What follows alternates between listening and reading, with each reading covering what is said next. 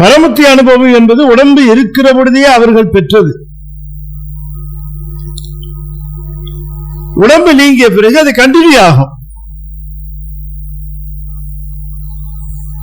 இல்லைங்களா? இப்ப இன்ஜினியரிங் காலேஜில்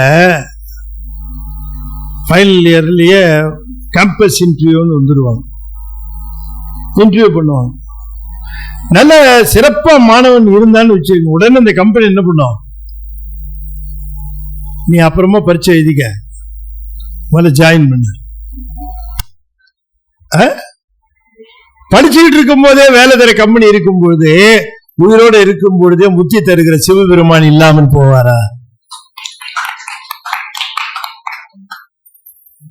பிக்ஸ் பண்ணிடுறாரு, உனக்கு முக்தி உண்டு.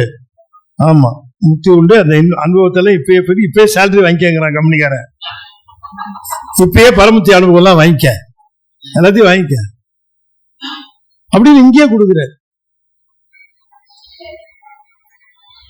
தப்பி தவறி அவன் ஃபைனல் எக்ஸாம் எழுதுறான், வேலையிலேயே இருக்கிறான், ஃபைனல் எக்ஸாம் எழுதுறான், ஒரு பேப்பர் போயிடுச்சு, பரவாயில்ல, டைம் தர 6 மாசம் கிளியர் பண்ணு, அதுக்காக வேலை விட்டு போவேண்டா, நல்ல ஹேண்டு விடக்கூடாது அப்படிங்களா?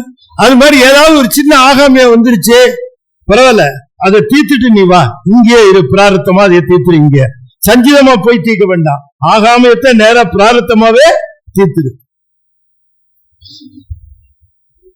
இந்த மாதிரி சௌரியமான காலேஜ் எங்க இருக்கு